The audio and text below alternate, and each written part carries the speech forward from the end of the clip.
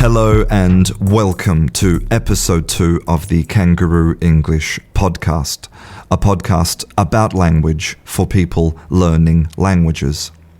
In this episode, I'm going to talk about how English will sound in 100 years and why every little ting is gonna be alright. Before we start today, I need to mention that this podcast and all of my other online activities are sponsored by my very generous patrons on Patreon. And if you would like to sponsor free English education, then please visit my website, kangarooenglish.com, where you will find a link to my Patreon and also links to all of my other incredible online stuff. YouTube, Facebook, Instagram, etc. I would love to see you online. Okay, so let's get down to business. When you think about Shakespeare and you think about actors performing Shakespeare, what accents do you imagine that they have? What accent immediately comes to your mind? It's probably a BBC newsreader, Hugh Grant, Downton Abbey style, posh English accent. But if that is the accent that you associate with Shakespeare, then you would be terribly mistaken, because when Shakespeare's plays were performed when he was alive, the English accent at that time was more like a cross between a pirate and a West Country farmer. Now, listen to this excerpt from an interview with David and Ben Crystal. Now, they work at Shakespeare's Globe Theatre, and here they are performing a small section of Shakespeare's play Henry V in both the modern English pronunciation and then the original English pronunciation. Oh, for a muse of fire that would ascend the brightest heaven of invention. Oh, for a muse of fire that would ascend the brightest heaven of invention. A kingdom for a stage, princes to act and monarchs to behold the swelling scene. A kingdom for a stage, princes to act and monarchs to behold the swelling scene.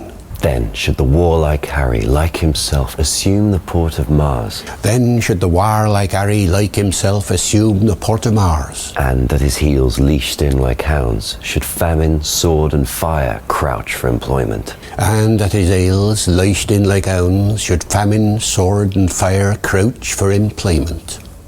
So as you can hear, there's a massive difference. The English accent has changed a lot since Shakespeare's time.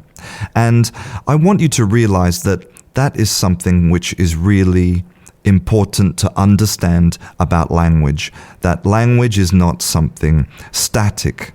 As the great linguist John McWhorter says, language is something that's going on. It's a process. And now in modern times, when we associate this posh BBC accent with Shakespeare, it reveals a modern prejudice that we have about what accents are considered prestige accents. But times are changing. As we sit here listening to this podcast, 2 billion people speak English, either as a primary language or as a second language. And as many as 80% of all of the conversations in English right now are between non-native speakers. So, of course, this has a massive effect on the language. And in the future, in the next 100 years, this is going to bring about enormous change. So, what predictions exist about what those changes might be like? In 2016, the HSBC Bank released a study called The Sound of Britain in 2066, which was co-authored by Dominic Watt and Brendan Gunn, a sociolinguist and a voice coach. Now, this report was commissioned by the HSBC to promote their new voice recognition product. So it contains a lot of blatant self-promotion, and in the report they're not very clear about their methods. But the findings generally coincide with the findings from other empirical predictions about the future of English. So I think it's worth taking note of. So one of the main predictions of the study is that in the next 50 or 100 years, regional dialects are going to die, and we will only be left with a much smaller quantity of urban dialects. And those urban dialects, over time also, are going to homogenize a lot, which means there will be much less difference between, say, a London accent and a Scottish accent. Now, this report divides the accents up into different cities, but I've gone through the report and I've selected what I think are the most interesting features of accent change for people who are learning English. Every time you pronounce the letter H correctly, the flame will waver, and every time you drop your H, the flame will remain stationary. That's how you'll know if you've done it correctly. In time, your ear will hear the difference. See it better in the mirror. Now, listen carefully. In Hertford, Hereford, and Hampshire, hurricanes hardly ever happen. Now, repeat that after me. In Hertford, Hereford, and Hampshire, hurricanes hardly ever happen. In Hertford, Hereford and Hampshire, hurricanes hardly ever happen. Oh, no. So the first thing is that the H is going to come back in the future. In a lot of British dialects, the H is not pronounced in words like horse and hotel. They would be horse and hotel. But the prediction is in the future that this H is going to come back.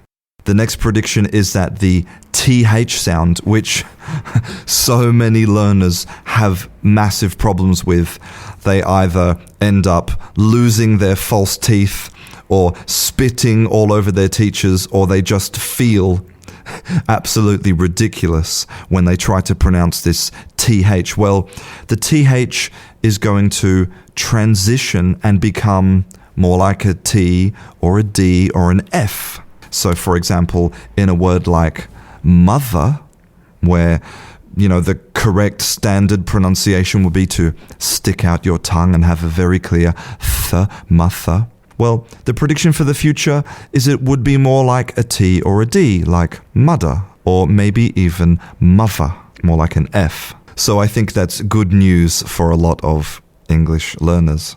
The next prediction is that we are going to see a lot more yod dropping.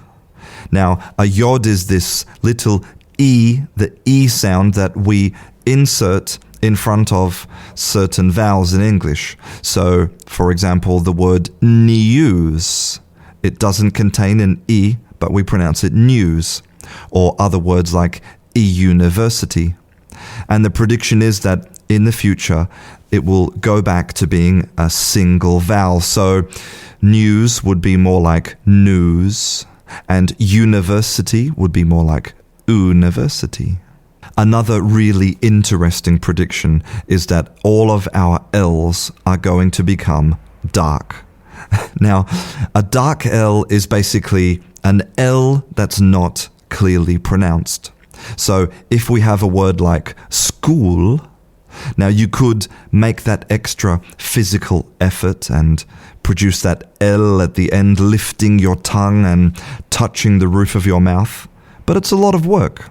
So in the future, we will sort of do a half-baked attempt at an L, so the tongue only comes a little bit up. So school will become school. Another prediction is that we are going to see a lot more glottal stops. A glottal stop is when we replace the T sound, that very clear t-t-t sound. It's when we replace it with silence, with a stop. For example, in the word butter, you could make that physical effort of producing that clear to butter. But it's going to become much more common in the future to instead use that glottal stop and say butter. The final prediction that I want to talk about from this report is about vowels, specifically about the difference between vowels in the north of England and the south of England. Now, at the moment, these vowels really are the biggest difference in sound between north and south. But the prediction is that over time, the vowels are going to become much more homogenized. For example, if you went to the north of England, you would hear the word coat, which in the south of England would be coat. And in the future, it's predicted it's going to be more something in the middle, like court. Okay, so I've talked about all of these specific predictions for the future. But what will it actually sound like? I mean, wouldn't it be fantastic if we could actually listen to a recording of somebody from the future? Well, thanks to the journalist Michael Erard, we can. He took a small section of the Charles Dickens book, A Tale of Two Cities. He transcribed it into the International Phonetic Alphabet, and then he applied all of these predicted sound changes. And the result is quite remarkable, actually. So first I'm going to play you the excerpt using a modern British English pronunciation. It was the best of times, it was the worst of times. It was the age of wisdom, it was the age of foolishness. It was the epoch of belief, it was the epoch of incredulity. It was the season of light, it was the season of darkness. It was the spring of hope, it was the winter of despair. And now listen to it using the pronunciation of what English might sound like in 100 years. It was the best of times. It was the worst of times. It was the age of wisdom. It was the age of foolishness. It was the epoch of belief. It was the epoch of incredulity. It was the season of light. It was the season of darkness. It was the spring of hope. It was the winter of despair. Incredible, right? I mean, to my ear, it sounds exactly like a Jamaican English accent. It's as if everybody in the future will be learning to speak English, listening to Bob Marley records. And that's how I know that in the future, every little ting is gonna be alright. But joking aside, I think it shows the profound effect that all of the non-native speakers are going to have on the pronunciation of English in the future. And I'm sure that that excerpt was shocking to a lot of people, especially native speakers, because they probably feel like, that's not me, that's not who I am, because language, pronunciation is all part of identity. Let me read you a little excerpt from the HSBC report. Our speech and language patterns are absolutely central to our individual identities, and we exercise consumer choice over which new linguistic trends we buy into, much as we do when we choose music or clothing. We adopt new ways of saying things because they're fashionable or cool, or because we want to sound like we're a member of a particular group of people. We use language to tell others something about ourselves in a way that costs nothing and is very immediate. Uttering just a few syllables can be enough to signal where you come from and what kind of social groups you identify with or admire. So to all the people listening to this, I want you to realize that the future of English will be decided by you. Every time you have a conversation, write an email, choose to adopt or reject a new word, that becomes part of the very fabric of the language. And that's what I love about language. It is a purely democratic process. The people decide. I'm Christian. This is Kangaroo English. I'll see you in class.